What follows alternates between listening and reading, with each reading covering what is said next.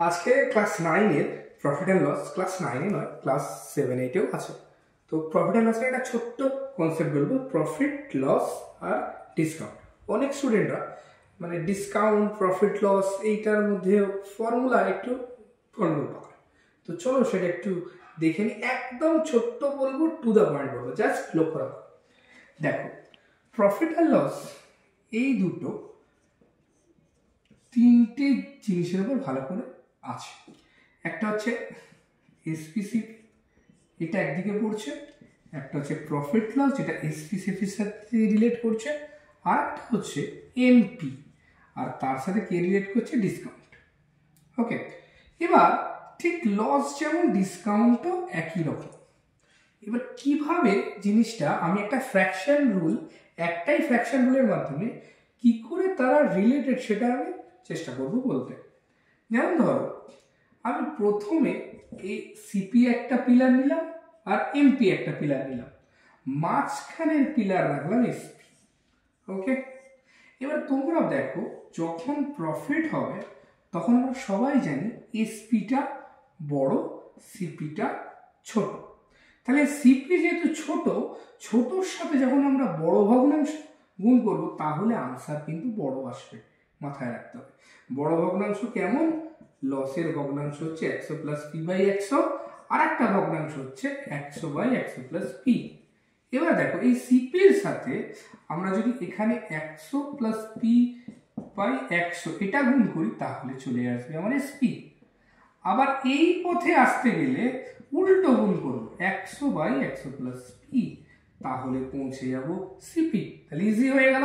আবারও বলছি, সিপিটা হচ্ছে ছোট, সেখান থেকে বড়ই যেতে গেলে আমি 100 প্লাস পি বাই 100 গুণ করে এসপিতে ঢুকবো।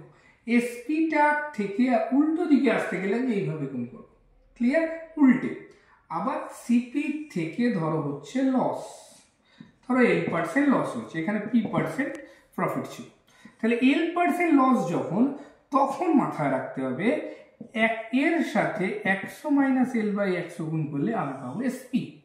আবার ঘুরে যখন আসবো, ভালো করে একটু বুঝবে, একই প্যাটার্ন, এই এসপিটার সাথে 100 বাই 100 মাইনাস এল গুণ করলে আমি পেয়ে যাবো সিপি। শুধু অ্যারোটাকে লক্ষ্য করো, জাস্ট ছোট্ট করে আমি বলতে চেষ্টা করলাম, কারণ সিপিটা হচ্ছে লসের ক্ষেত্রে বড়।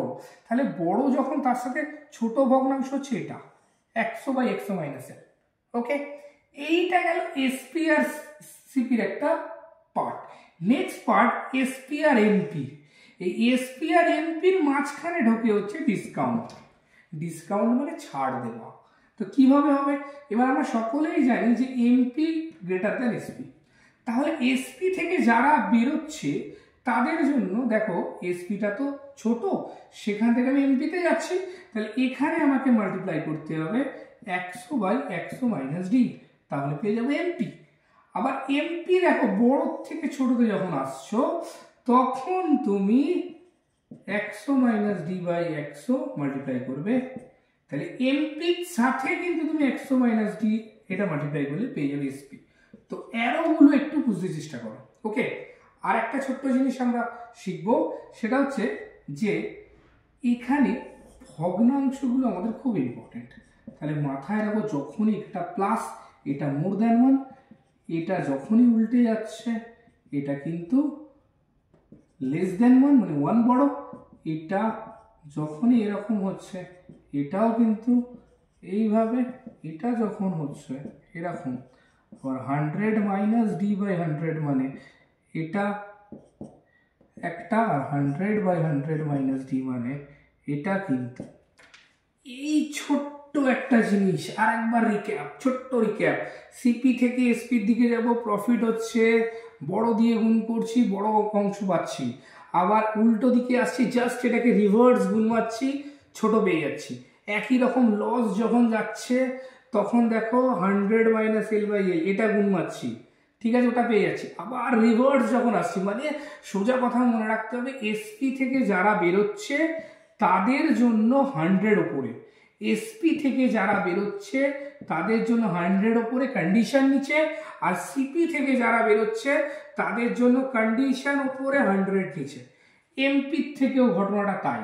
মানে 100 ওপরে কন্ডিশন, সরি কন্ডিশন ওপরে 100 নিচে।